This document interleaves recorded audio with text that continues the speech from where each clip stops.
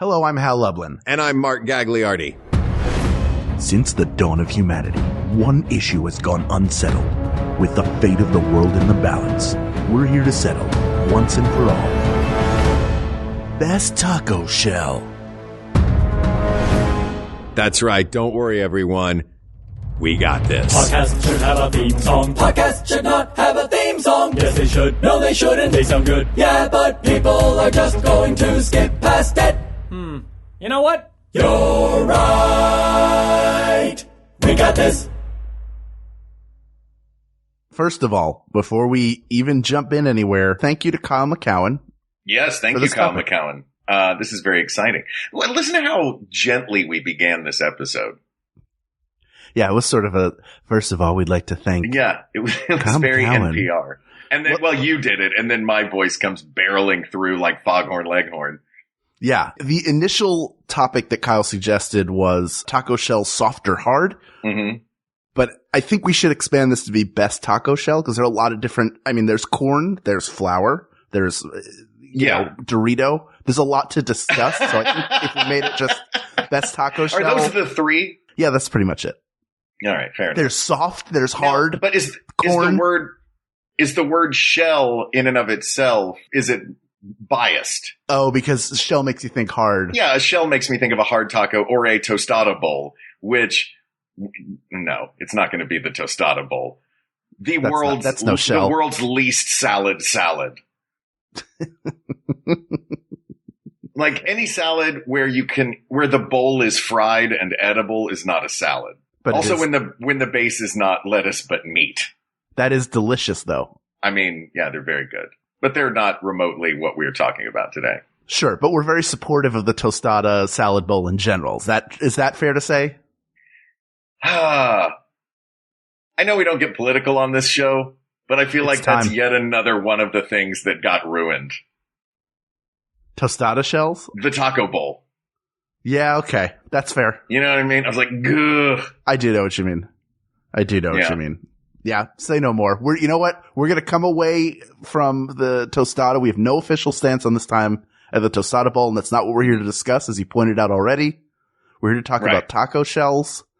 And you texted me before we started, and you said... Yes, I did. Let me find... I want to pull the exact quote. Oh, the history lesson...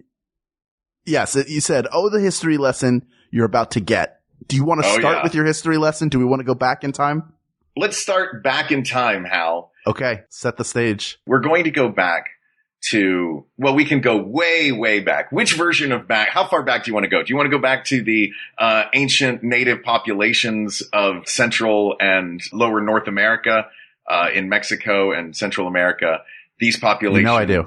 Good. These populations were the first ones to take corn and make it into flatbread tortillas. I see. So the original tortilla, now you're already, because there's corn and flour, the two basic kinds of tortilla. It's basically, I feel like this is what it's going to come down to is corn or flour. And then we'll, you know, if there's an outlier, like if Best Dorito comes in and swoops in at the end and wins, I'm going to be so happy. But I don't know if that's going to happen. The Dorito Locos taco shell? And weirdly, Taco Bell and Glen Bell come up frequently in the history of the taco.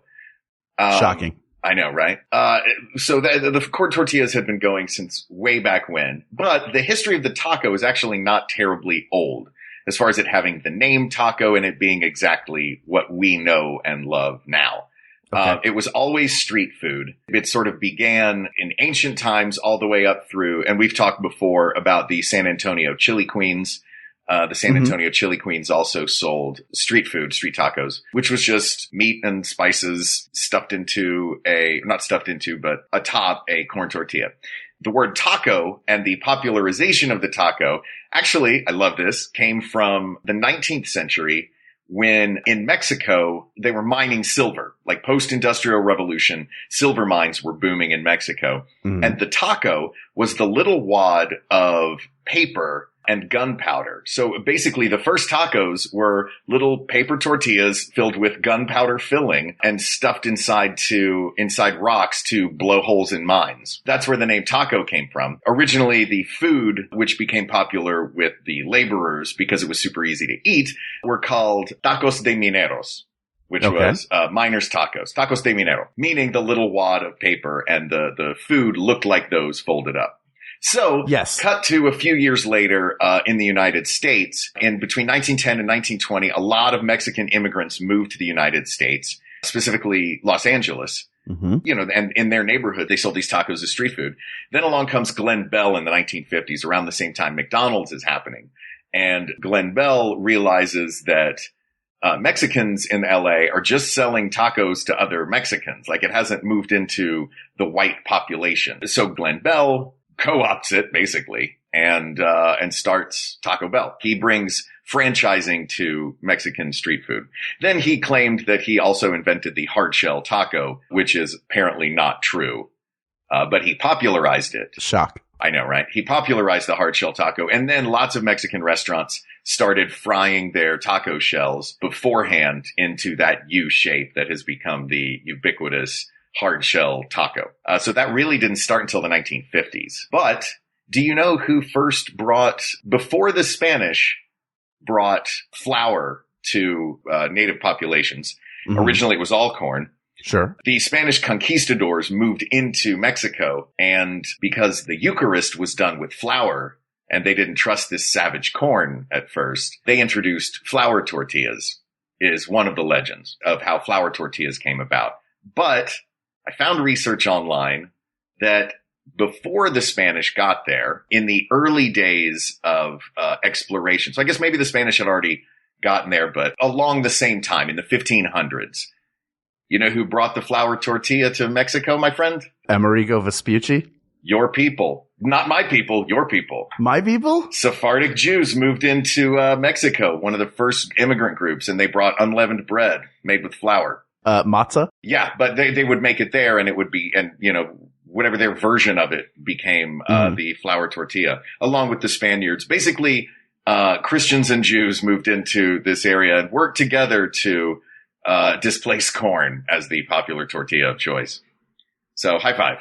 Yeah, high five on that one. By the way, do you ever notice that sometimes this podcast becomes sober history? A little bit, yeah. Look, it's what I've been doing at the top of Pod and Treasure, too. I just love history stories. I'll do them drunk or sober. I don't care. Sure, I know. It just occurred to me. I was like, oh, I wonder if he was drunk how this story would go. And then the Jews so then Glen Bell is like, give me that, Mexico. The corn tortilla was the first tortilla. Then came the flour tortilla. Did you know who brought it? Amerigo Vespucci. Nope, the Jews. The Jews did it. Here's one for you. And this is a little bit of local lore for where we are. Do you know the first time the burrito appeared on a menu? Also a popular Mexican food, made more popular because of its portability during the Mexican-American War at the end of the 19th century, turn of the 20th. When did it first appear here in Southern California, or just in America, the United States? In the United States. There are disputes about it, but this is the first official one that I found online. On a menu? I'm going to guess. Burrito appeared on a menu in an English language Mexican restaurant. 1965. Earlier, the 30s. Really? Early 1930s at El Cholo. You've been to El Cholo, I'm sure. It was right by our old Second City. Yes, I have. So we used to go there all the time. Yeah. Wow. There you go. Who knew? So that's most of the extent of the taco history I know, which also makes, in my opinion, the corn shell hard to beat. It is hard to beat. But let's talk. That's true. That's true. By the way, they called, when Glen Bell opened his restaurant, his first restaurant was called Bell's Drive-In and Tacotilla, which was in San Bernardino. Then the first Taco Bell. Which Tacotilla means Aunt Taco, right? Yeah. Good old Aunt Taco. Or Taco Aunt. Or that'd be Tia Taco. Yeah, Tia Taco. This taco is my aunt. It's different, very important. Then in 62, the first Taco Bell opens in Downey, California, but the customers called them tacos. Oh, jeez. Because it was a drive-thru? Yes. Amazing. That's right. You could take them with you. I mean, I think I'm giving them too much credit. Yeah. For that. No. Well, I'm sure that everybody that pulled in was like, taco. Oh, you mean like that little wad of gunpowder that they used to blow holes into the caves in Mexico? Yeah. By the way, it's interesting to look at Taco Bell's timeline, the things they think are important. So They have, of course, in 1978, Glenn Bell sells 868 Taco Bell restaurants to PepsiCo and becomes a shareholder. In 84, if we fast forward, nothing of note happens for 6 years, and then the taco salad and Taco Bell Grande are introduced. But in 1989, what is the Taco Bell Grande? And by the way, you said Bel Grande like it was one word. Like it is. It is. It is. Bel Grande. So like Belgrade, but with an N in the middle. Correct. Okay. I would assume it's a large taco. Okay. 1989. This is a very big leap. Taco Bell pioneers the concept of linking fast food marketing promotions with major movie blockbusters. Ooh. Its Batman promotion is a huge success, placing Taco Bell in the spotlight. I don't know if it did. I don't know if that's true. I certainly don't remember any advertising around that. If you do remember and you're listening, post some promotional items. But I have a collection of Star Wars glasses and Superman glasses that would beg to differ that in 1989, Taco Bell all of a sudden pioneered the concept of fast food marketing promotions and movie blockbusters. I also have E.T. glasses. I mean, come on. Yeah. Ridiculous. Burger King and McDonald's did it first. All right. What did they do? Do you remember? Because they're like Batman? Taco Bell's in the spotlight. Do you remember anything? In fact, let's Batman Taco Bell. There's no way. Taco Bell is in the spotlight. Ridiculous. There's wait, they had big plastic cups. Are you looking at pictures right now, or are you asking me what they have? Asking you if you remember, but now I'm looking. They had the giant plastic cups. Maybe they did that first, but then they had French fries. Oh no, cinnamon twists in a cardboard sleeve with the Batman logo on it. I mean, look. Cinnamon twists, like bat cinnamon twist, seems like something that the Adam West Batman would have. Like, if he had shark repellent bat spray on that boat when they were just cruising, he was probably like, hey man, hand me some of those bat cinnamon twists. Yeah, exactly. He just adds bat in front of everything. But let's go grab some tacos. Yeah. Some cinnamon tacos. Oh, do you remember Batman cereal? That I remember. What? No. What was in Batman cereal? It was like a sweet corn, like a sweeter, less crunchy Captain Crunch, but in the shape of the bat symbol. Sweeter than Captain Crunch? It was sweeter. Holy cow. And Captain Crunch is already what the dentist gives you to get you hooked on going to the dentist. Exactly. And less crunchy. Yeah. Jeez. They were bat symbols. Did they also stick to the roof of your mouth, Captain Crunch style? In that gross, like, well, now my mouth hurts all day. Yeah, they became gummy immediately. Like, it was all the bad stuff of Captain Crunch without any of the good stuff, but it was shaped like Batman. Oh, hold on. There's a picture of Batman holding a taco. Well, that's focus on the show instead of just scrolling. That's not from this. That's just George Clooney's Batman with a glove holding a taco in front of it. All right. By the way, this partnership lasted through all 4 films, including 1997's Batman and Robin. So if you wanted a collector's cup with Arnold Schwarzenegger as Mr. Freeze on it, you're in luck. It's probably on eBay. Oh, good. We should just get the whole collection. We should see. I wonder if there's anybody out there who has a full collection of fast food movie tie-in items. Like, I remember the 1999 Godzilla. They had like straw. That was the first time I remember seeing like straw monsters. Do you remember these for a little while? Yes. I don't even know if they still have those. It was like, there's Godzilla climbing up my straw. And I was like, that's kind of neat. And then another movie came out that did the same thing. And I'm like, all right, Gru from Despicable Me climbing my straw doesn't make any sense. Like, why is that? Godzilla, it makes sense. Oh, a little tiny Godzilla. Look at him, he thinks it's a building. It got really weird when they did it with Vera Farmiga in Up in the Air. Because on the bottom of the straw is the husband that she didn't tell George Clooney about. You don't find out till you take the lid off your drink. By the way, those that whole Up in the Air tie-in the Happy Meal toys were amazing. Yeah. Do you want to hear just a couple more moments in Taco Bell history? Do I not want to hear this? Come on. Yeah. First of all, Taco Bell 1991. Yeah. Taco Bell launches new express business to serve hungry people on the go. Unlike all Taco the people, Bell wasn't already for yeah, exactly. All those people who couldn't wait the extra 90 seconds to get their food. Finally, an opportunity. I guess they shot it out of a t-shirt cannon into their face. Just up to burrito cannon straight into your mouth. Yeah. Speaking of which, this is probably how they delivered this. In 1998, gorditas burst onto the fast food scene and become a nationwide sensation. Don't put gordita and burst in the same sentence. But I think, oh man, there's a lot of, oh boy, there's so many good. Okay. All right. A couple more. I'm going to go forward in time and then back in time. By the way, there are more things on the timeline for Taco Bell's history than ingredients in any Taco Bell ever. It's the same 12 ingredients that they use for everything. Well, that's good. Oh, they actually have. No. Well, all of these are just repackagings of the same ingredients. Okay, 2017. Wedding bells are ringing as Taco Bell begins hosting weddings at the Las Vegas Cantina. Okay. And also, same year. This is a huge year for Taco Bell, 2017. Was it, they introduced the cantina? Have you ever been to a Taco Bell cantina, by the way? No, why would I do that? Was it a sit-down restaurant of Taco Bell food? Yeah. Why would I do that? The whole point is, I don't want to be there. Oh, I see. Listen, you can sneak anything in a paper bag into a Taco Bell. There's nothing sadder than spending a lot of time at a Taco Bell, and it gets worse when you're there to drink. Yeah.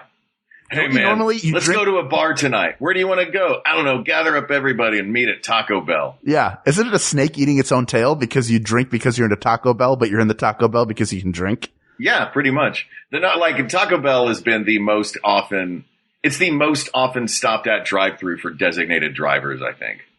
Yeah, that's true. And late at night, it's good. All right, hold on. 2017. I have a few more. I'm sorry. Taco Bell released its first ever retail collaboration. Do you know who the collaboration was with? 7-Eleven.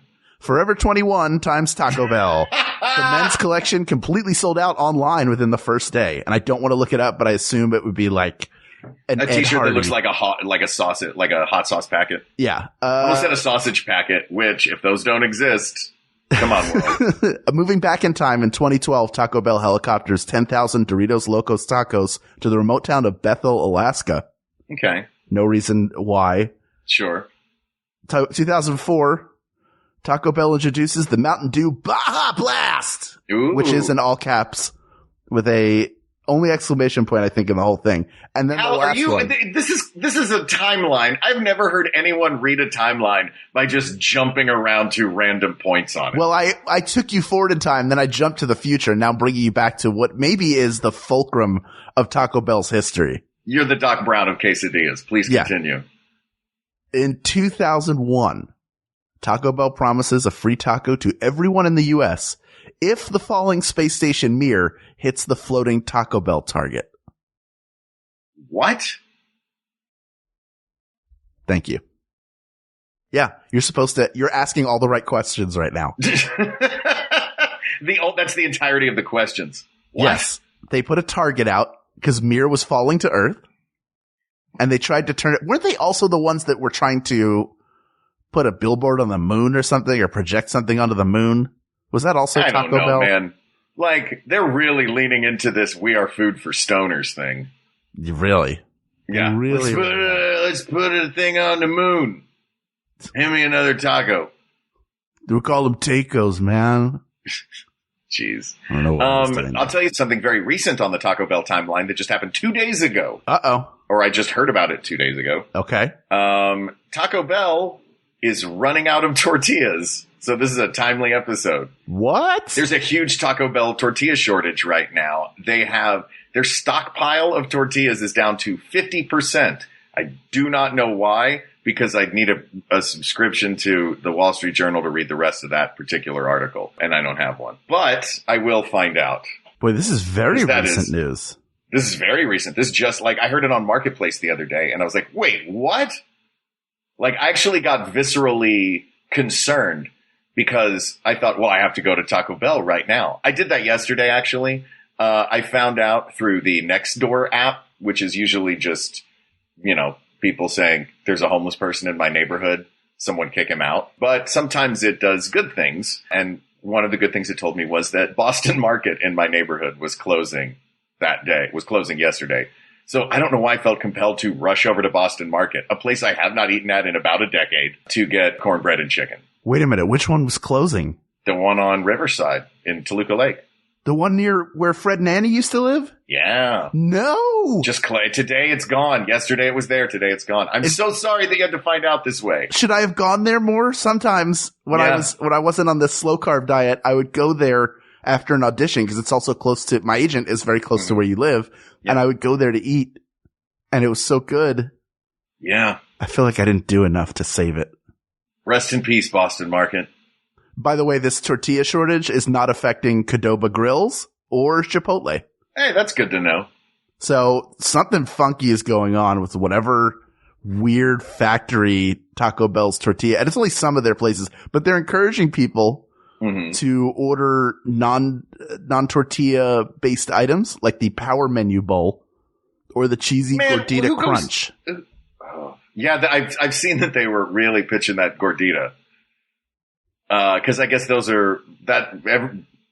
a totally different shell that not a ton of people are into, I guess. So they have, look at all these Gordita shells we got, man. Is it you know what? Let's get back. That brings us back to the topic. Is it the Gordita shell? I don't know. I don't know what Can we eliminate that? I have to see it. Let me look at oh God, no. The Gordita shell is basically like a flour tortilla that's been deep fried. They're like, hey, do you want a big greasy pastry? Not like a real, it's a weird, airy, I'm not a fan. A gordita is a stuffed pastry. It's more like an empanada than it is like a taco. Which I guess is Taco Bell's answer to the empanada. But Taco Bell surrounds it with like a pita, right? It's maybe sort of shaped like a taco, but it's a pita. Yeah, it's like I'm looking at it. Yeah, by the way, here's another. Now I'm going to have all kinds of weird little history stuff that pops into my brain. Pita was introduced into Mexico in the 1950s when a bunch of Lebanese immigrants moved to Mexico. Okay. So they brought with them pita and also lamb to stuff it. Mexicans swapped out the lamb for pork and invented tacos al pastor. So tacos al pastor, if you like pork tacos, weirdly, you have Lebanon to thank. Thank you, Lebanon. Right on. Yeah, the gordita. No, it's not the gordita. It's not the double-decker taco. That's not the best taco shell, which is maybe, I don't know. I don't think it is. Which is a taco shell slathered in refried beans, and then another soft taco shell is glued to the hard taco shell with the refried beans on the outside. Boy, this description of a Gordito Supreme, it says Greco Bell too. Greco Bell. This is such a meandering. I mean, it's interesting. Look, they're trying. Are you somewhere in the dark web? Are you trapped? Have you been ensnared in the dark web and a scary spider's about to eat you? Yeah, I'm half in the Taco Bell website and half in National Air Traffic Control. Welcome to the dark web, but you can't separate them. Everything is everything. Oh God! But it's a very weird thing that starts with if it walks like a duck, quacks like a duck, because they're like, it may look like a taco. It may be shaped like it. It may be stuffed like it, but this is no taco. It's a gordita, which I guess a proper gordita is stuffed. Like you said, it's more of a pastry, like a stuffed meat pastry. Can I tell you about the time that gordita was my nickname? Sure. Cause, look, my family, we've had our ups and downs with weight, the whole family. Sure. So my brother in college got himself a nickname, and oh man, if he listens to this, he's going to be so pissed. He will. Yeah, got himself a nickname, which meant when I came to visit him, I got the junior version of his nickname. Oh no. So to all of my brother's friends, I was Lil Fatty. Oh. And Lil Fatty in Spanish is of course Gordita. Wow. Yeah. That's cool. It was a term of affection. They're all very nice people. You know what? And by the way, everybody is and was even then roughly the same size. Yeah, I gotta say, I can't stand when people call you an insult and then say it's a term of affection. I'm just calling you little moron. Yeah, because I love you. Yeah, I think it's like Liz Lemon's boyfriend smart. who called her, "Hey, dummy." Yeah, no, that's not good. That is the reddest of flags. Yeah, that is a blood red flag. Yeah. But also this gordita and the gordita crunch wrap, by the way, the cheesy gordita. It's just a gordita with a taco inside. It's a gordita. So you have the pita, basically. The gordita pita with the cheese on it. And then that's wrapped around a regular old taco. Yeah. That's not, if you're having a tortilla shortage, that doesn't solve, why would you sell the crunchy ones? Just say, listen, we got a bunch of pitas here. You want us to pretend that that's a taco? They're trying to push those. They really, like any opportunity they can get to make people order a gordita, they will try. I'd prefer that one that's out of it is like, drive up, cup your hands, and we'll just dump some meat. Yeah. Get some meatheads and then eat out of your hands like a pig. Yeah. Like the pig you are. How dare you? You be nice. I like tacos. And I do Taco too. Bell. I like Taco Bell, but also I never feel good after I've eaten there or before if I anticipate eating at a Taco Bell. You're like, this is a bad idea. I'm at least half of my mind is like, why are you excited about this? You're worth more.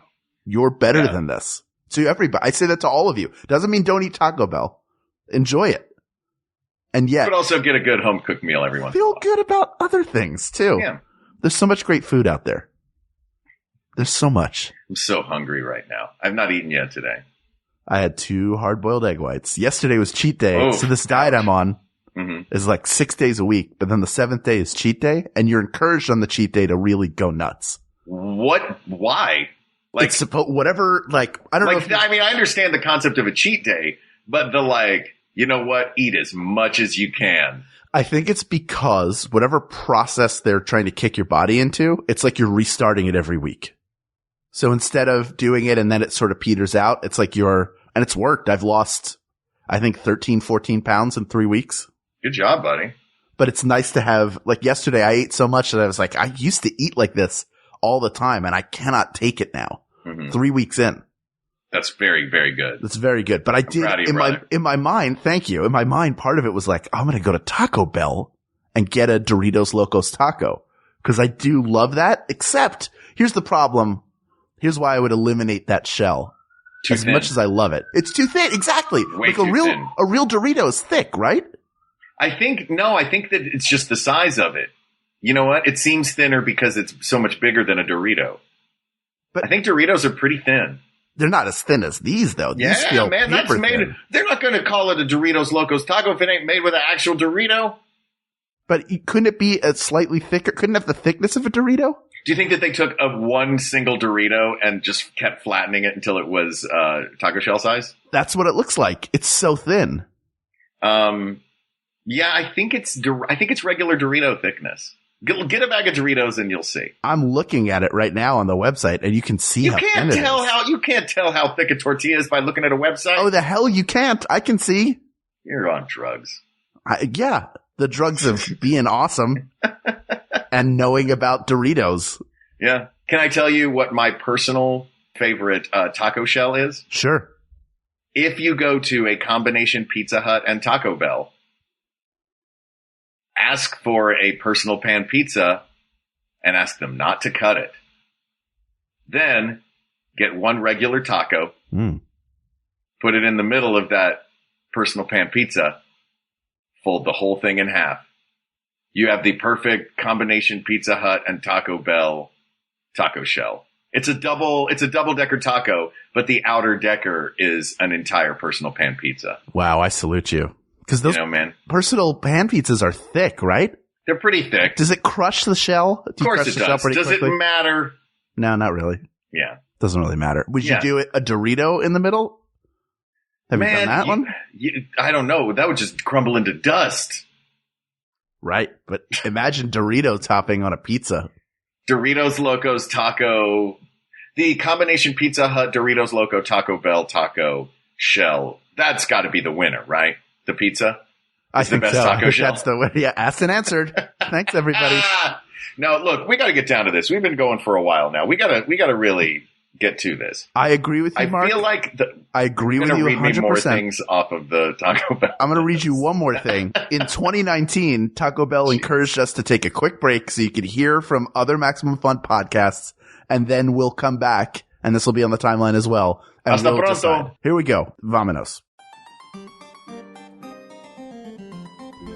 Hello, Internet. I'm your husband host, Travis McElroy. And I'm your wife host, Teresa McElroy. And together we present Schmanners. It's extraordinary etiquette. For ordinary occasions. We explain the historical significance of everyday etiquette topics, then answer your questions relating to modern life. So join us weekly on MaximumFun.org or wherever podcasts are found. No RSVP required. Check out Schmanners.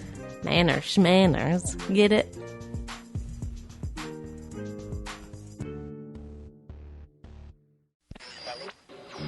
Welcome back to Fireside Chat on KMAX. With me in studio to take your calls is the dopest duo on the West Coast, Oliver Wong and Morgan Rhodes. Go ahead, caller.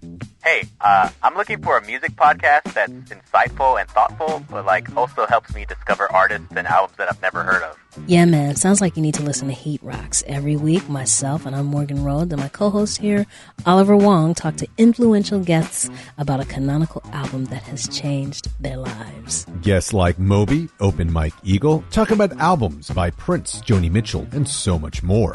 Yo, what's that show called again? Heat Rocks, deep dives into hot records. Every Thursday on Maximum Fun. We're back. All right, this is what I think we have to decide. Is corn or flour. That's going to eliminate some of the outlier ones because they're really two different versions of the corn tortilla. But I still stand that corn is going to be difficult to beat. You can have it soft if they're steamed tortillas like taco sal carbon, Mexican style street tacos in LA. Okay. You can have the pre-fried U-shaped Glen Bell appropriated taco shell and then reappropriated by Mexico. I think the versatility of the corn tortilla, the history of the corn tortilla, and also for me, just the mouthfeel of it, like the crunch. Like I feel like a soft taco is just an incomplete burrito. Like it feels like a burrito that was just folded instead of rolled. But the hard shell taco, I hear what you're saying. The hard shell taco to me is what I think of. It's what I think of when I think of if somebody said draw a taco, I'm going to draw a corn tortilla hard shell taco. Sure. That is the standard taco look. Here's the weird thing. What argument does the soft taco have? This is I don't know if it's an argument. This is just a point to consider. Because I don't know quite where I sit. I'm kind of torn. When it comes to soft tacos, I think flour. If it's kind of torn, just get a different tortilla. Exactly. The taco will be terrible. Well, it's all going to be torn no matter what. Torn and cracked and fall apart immediately. That's the Doritos Locos. That's the Doritos standard. That is the normal corn crispy. If I were to remember back when John Rockefeller invented Standard Dorito? When he first struck that pocket of Doritos in the earth and they flew out? Of course. He hit it with a pickaxe and then all those Doritos just shot out that hole up like a geyser. I saw There Will Be Blood. I know the story. Yeah. I think I drink your Baja Blast. I drink it up. You have a gordita, and I have a gordita, and my fork goes across the room. If I'm going to have a soft shell taco, I would vastly prefer. Okay, that's a pejorative way to put it. No, not at all. If I'm going, if that's the plan, sometimes I want if I'm willing to have one. No, if I want one, I said not willing to. I think if I'm willing to have one. I'm always willing to have one. If what I want is a soft shell taco, I will choose flour over corn every time. Because a soft shell corn taco is mealy and chewy in a bad way, where I don't think it melds with the flavor of whatever is in the taco. The flour, I'd say that for like a taco that's got all of the fixins in it, like or like. If I'm going to have street tacos, I want them on corn tortillas. But I get your point. I'm sorry. I didn't mean to interrupt. That's okay. Can you guess, by the way, what I want on my taco when I get a taco? Plain. Meat and cheese. And tomatoes. And tomatoes. Okay. The more I think about it, though, the more every time I have lettuce on something, I enjoy it. And I keep wondering why I fight it. So maybe I'll stop. Because it's green? No, I love green. I love salads. I just don't like lettuce on everything. Like, I don't like it on a burger because it gets, warm and wet. I want that. warm, wet lettuce. Though, if you slide a lettuce leaf underneath a burger patty, it keeps the bottom bun from getting soggy. So I always do my lettuce on the bottom. I like a soggy bun. Oh, see, soggy bun grosses me out. I will stop eating if the bun gets soggy. That's like dipping. It becomes like a French dip. No, it becomes a hard-to-eat wet sandwich. Wet sandwiches are good. Clearly, you don't appreciate a good wet sandwich. To be fair, in Chicago, whenever I would go get an Italian beef sandwich, and even now when I go to Portillo's and get them, I always get them specifically dry. Okay, and then you dip? And then, no, I get the jus on the side, and then I either pour a little on or dip a little. Isn't it weird that we came back to the jus when the jus were the ones that brought flour tortillas to South America? Oh, dang it, Hal. What I'm saying in a larger sense. I'm so mad at you right now. I like the gumminess of a soft flour tortilla. If I'm getting a hard tortilla, the only choice really is corn. Yeah. See, I don't like the gumminess. To me, I'm like, everything inside a taco is soft. The meat, the cheese, the tomatoes, everything soft. If this is in your version, meat, cheese, tomatoes. Yes. I think the crunch is necessary. Okay. For me. Let me ask you this then. Mm-hmm. Do you like tortilla chips, right? I do. Do you like tortilla? Do you ever buy the ones that have either low salt or no salt? No. Have you had them before though? Maybe. I mean, I've also just fried up tortillas at home and had those without salt. How do they taste? I like them. I like that corn taste. I don't need the salt, honestly. Do you dip it in something though? Or do you just eat it? I can just eat them. I'm a little weird like that though, I guess. That's bland. It feels so bland to me. Maybe I like salt. See, but also, would you eat just a flour tortilla plain? No. You know what I mean? Well. Also, let's talk nutrition, because a corn tortilla is way better for you than like a burrito tortilla. As far as you're on this low carb diet right now, there's something like, like a slice of bread is 15 grams of carb. A tortilla is something like 60. Like, it's crazy because it's just super compact and pressed. Go big or go home. Yeah, that's not.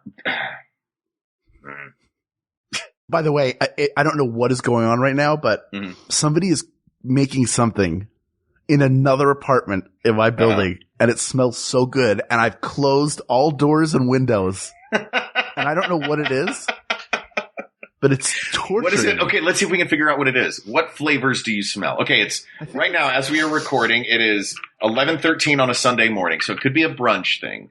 Yes, could be. What do you smell? See, the first thing in my brain was this taco meat, like that smell of taco seasoning. About tacos? I think that's why. Because it could also be because it is a Sunday, and we do live in Southern California. Somebody could be prepping a big like Mexican food barbecue. It could be that. I also think it's slightly burned toast, which is weird. Oh, you're having a stroke. Yeah, that's it. I'm having a stroke is what I'm saying. Anyway. You smell taco meat and then toast. People of the world. Oh, God. Oh, we lost him. Yeah, I don't know. I think it's like a toast thing. Maybe somebody's making avocado toast or something. But for a moment, I smelled and desired tacos in a very strong way.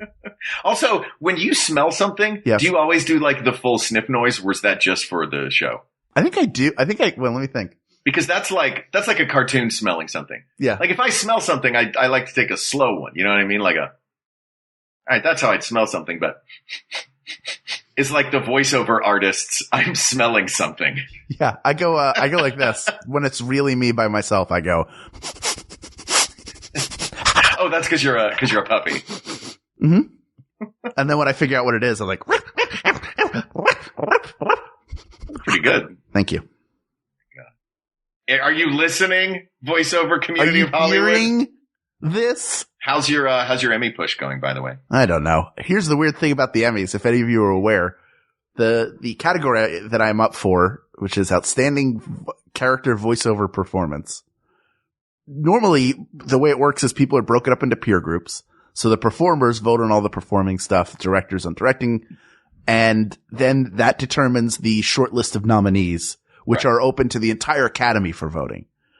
the voiceover, and all I wanted was a picture of my name on the website, just as proof that I was there. Mm-hmm. I don't hold. Look, everybody wants just to know that they exist. Yeah, in my head, at the same time, I'm accepting the Emmy on stage and giving a speech, and fully aware that the chances of my being a final nominee are slim to none. But I found out. Well, I think you should be a nominee because you're great on the show. Well, thank you. Thank you very much. Anyway, continue. So I was asking everybody, like I texted Paget about it and Busy, and nobody had my name. They didn't have the category. And then I texted Yuri Lowenthal, who is a prolific and greatly talented voiceover actor who is long overdue to be on this show. And he couldn't find it either. So I called the Academy. And he's Superman. He's Superman. He's Ben 10. Yeah. You mean Spider-Man? No, he was Superman for a while. Oh, he's Spider-Man too. He's also Spider-Man in that killer new game. Yes. Yeah. With previous guest Darren Tapal as J. Jonah Jameson. That's right. And Bill, oh my God. I can't believe I'm blanking on his last name. Doc Ock in that game is brilliant. Bill Farmer? No, not Bill Farmer. Salyers. Bill Salyers. There you go. Also, yeah, great performance by Bill Salyers. So good. So I called the Academy to find out what was going on. They were like, "Oh, your category is done by panel. It's one of the few that's done that way." And people volunteer to be judges on this. Some of them are from the voice performers group. I'll volunteer. General performer. Right? Are you a member of the Academy? Which Academy? I went to Sacred Heart as a kid. Okay, you're fine. So they met, I think like a week or two ago, and they reviewed all 148 submissions that included watching the video. And then they do a secret vote, and that secret vote determines the nominees, which are revealed on the 17th of July with all the other nominees. Okay. So in just a few days, we'll know whether or not you're nominated for an Emmy. That's true. That's true. Very, very exciting, brother. We're about a week away. It's crazy. Oh, that's so cool. I know. I refer to it as Schrodinger's Emmy nomination. Oh yeah, I've seen. That's right. I changed my Twitter. Handle. Yes, we're in that great time where it exists and does not exist. Yeah, exactly. You are either a live cat in a box or a dead cat in a box. Yes. Congratulations. Thank you. Is it hard taco shells? It's hard taco shells. People of the world. We had a large field of nominees, shorter than 148. We reviewed the history of the tortilla. We reviewed the history of Taco Bell, including many of its notable moments that involved Space Station Mir and Mountain Dew. But we knew the answer all along. You gotta have that proper crunch. You want the shell. Yes, the shell's gonna fall apart in your hands. That's part of it. That's all part of it. And it does provide that specific texture. And you're 100% right, Mark. That texture is important. That is the texture of a taco. I will go with a soft shell flour sometimes just for ease of eating it because I may be in the car and I don't want to get a mess everywhere. And I know that's the easiest way to do it because it's rolled into a tube. But I want that proper taco shell. I like the puzzle of figuring out how to eat it. Nobody just picks up a taco shell and is able to eat it. You always have to look at it like it's a Rubik's Cube and try and figure out your way around it. How will I solve this mystery of how to eat this taco? Can I interrupt for half a second and tell you a really rewarding way that I like to eat a taco sometimes? Yes, pro tips. That is insane, I realize. Shoot. Don't start at the side. Like you're looking at if you're looking at the taco as a mouth, kiss it right on the lips. Get that big bite full of all of the supreme toppings. Top, middle. Really? Top of the curve. And then not always. At the end, you just have like a little kayak of meat. Yeah. You have a little meat kayak. Oh, I like that. Anyway, continue, please.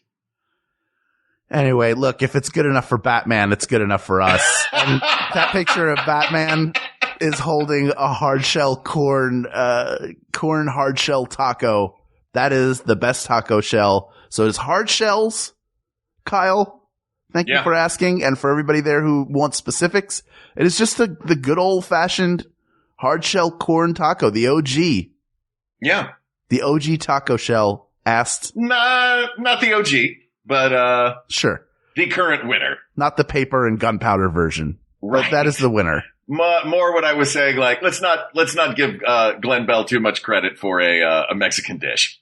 And hey, look, you may not have the generosity of a Taco Bell, whose foundations hit the $10 million mark in 2002, and that those donations supported more than 500,000 at-risk teens participating in the Teen Supreme program. Good job, Teen Supreme. Yeah, you really are. You're the Gordita of charity. In that you would not expect this thing to be wrapped around the insides, and yet it is. It's a hard shell taco, and it's a corn hard shell taco, asked and answered. This topic is closed, but there are many more to discuss, so please reach out to us on Twitter at We Got This Tweets. Check out the Maximum Fun subreddit, or... Sorry, did you know in 2010, the new TacoBell.com site launched? From food to jobs to store locations, everything you want to know about Taco Bell is now just a click away. We mourn the loss of our founder, Glenn Bell, one of our country's greatest entrepreneurs and innovators. His legacy lives on in our people and our brand. And you can discuss that over email at wegotThisPodcast@gmail.com, or go to our Facebook group to the Glenn Bell RIP thread. That's facebook.com/groups/We Got This Podcast.